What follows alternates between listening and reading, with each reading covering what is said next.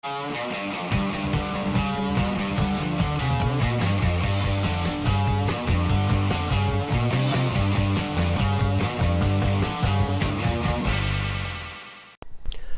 video we start with a hydration chart.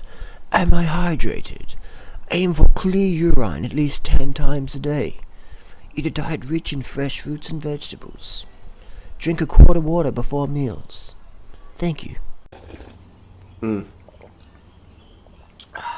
One of my favourite meals on earth, banana smoothie. About 2,000 grams bananas, about 2,000 calories, 1,500 calories, depends on the bananas. Basically, just get really ripe, spotty bananas, break them up, fill up the jug with them, put some fruit juice in there or some water, a bit of coconut sugar or organic sugar, sweeten to taste, add as much or less liquid as you want. Put some dates in there, bloody ripper, mate. Bloody ripper. Strava Base Mile Blast 2014, is it on? Doesn't look like it's on. So, I was getting G'd up for it. The old Strava. For those who don't know what I'm talking about, Strava's website here on my chest it's like a Facebook for cyclists or runners. You can upload you run via your iPhone, that's an iPod, but just imagine it's an iPhone or an Android. What I use is my Garmin. It's a GPS device, so you can press the on button and then go for a ride or run or wheelchair or whatever, and then when you get home, assign it to your Strava account, so like your Facebook account. Upload your run so all your friends and that can see what you did. And then they have like leaderboards on various segments, Strava segments, who's the fastest or whatever. So you always got someone to race against. Even if you're not the fastest out there, there's always someone close to you can try and run up on. And it's great because everyone gets motivated to get out there and push it a bit when they want to. And it's at your own time. So that's what I love as an ex-racer. I used to do a lot of racing. You have to drive across Australia, jump in a plane, go and have a race. Now on Strava, you got internet racing, high quality thing at your fingertips. Like people say, real cyclists don't use Strava. It's like, fuck off, mate. You know what I mean? The people that say that, I can always beat them up a climb. It's hilarious. It's hilarious. I mean, I've had Robbie McEwen take one of my KOMs. I've had Damien Howson, under 23 world time trial champ, take one of my KOMs.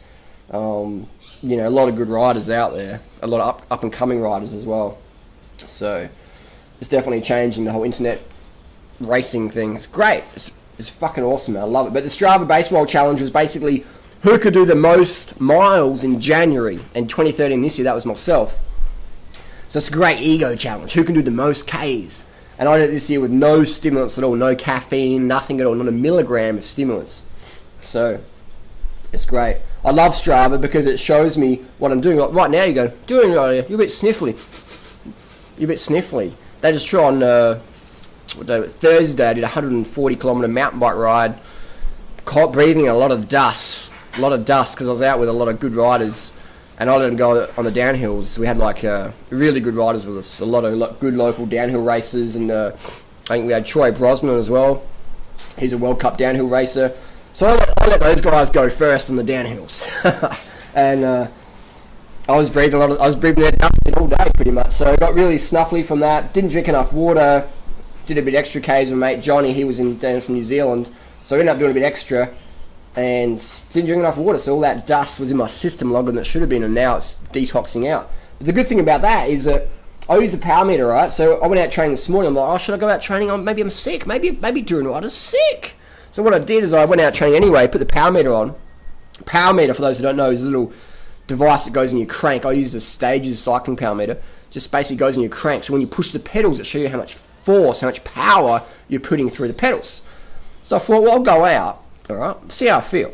And it's good to just get the fresh air in, detox all the shit out.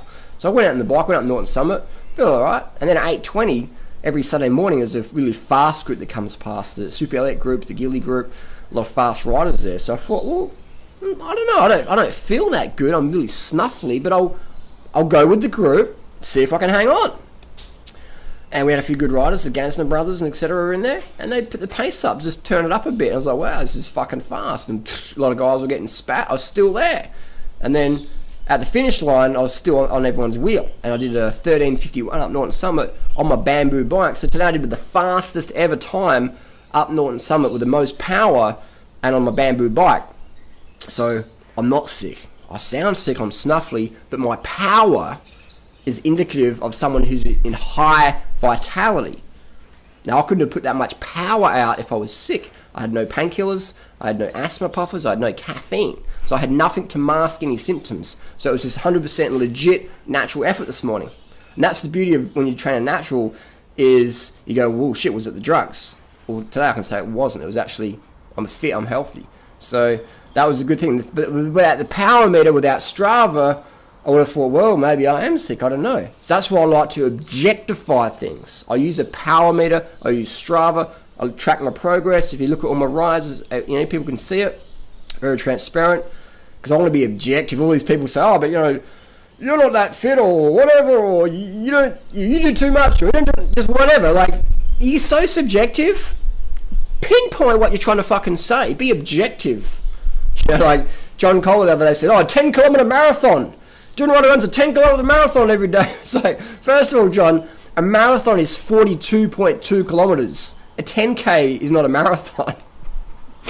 So people are like giving athletic critiques or whatever, criticisms, but they don't even know what the basics are. That's cool, but it just highlights people's ignorance. So that's fine. So Strava Base Mile Blast doesn't look like it's on. What am I going to do then? I think I'll have to use all that chamois cream in my banana smoothies. But I do love Strava. I fucking rate it. Changed my life. And I do rate the power meters. And I do rate the compact crank. So today my cadence up Norton Summit was 104 average. So I'm definitely learning from guys like Chris Froome and Wiggins. Just this high cadence. Just fucking smashing that cadence. Your legs don't feel as fuck because you're not like grinding. But only with a power meter and looking at it and looking at Strava and evaluating, you'll work out what's your optimum cadence for you. People go, I like to grind. It's like, you ever use a power meter? What's that? They don't even know. Or some people have a power meter, but they don't even fucking look at it. Or they don't even upload to Strava. And then when they upload to Strava, they don't even look at what's going on. So I don't follow a program, really. I follow like a base run. I go crazy in January, the rest of the year, just whatever. Once a month at a 200k ride. But I'm pretty loose with that. So I use Strava to track my progress, so it's fucking awesome. That's another video anyway. Just want to talk about the Strava Base Mile Blast 2014. Doesn't look like it's on. We've got 3 days to go in Australia will start, so I'm not doing it because it's not on. But, I think I'm not doing it. I don't even know. I don't even know what's going on. But for now, it's not happening, so I won't be doing it, unfortunately. But it was good fun last year. I did 6,190 Ks for January 13. It was fucking a lot of saddle sores. Alright, I'm going to finish my smoothie, get his wheel ready. For those tech geeks out there, this is an Ambrosio XL Light rim with a DT Revolution spokes and a Chris King R45 hub, which is good, but I don't, I think the thing with Chris King is it's the fancy colours. But I do like how Chris King's more of an eco company, and they do it all the recycling and stuff, so that's a good thing. That's a good thing. Alright, see you soon.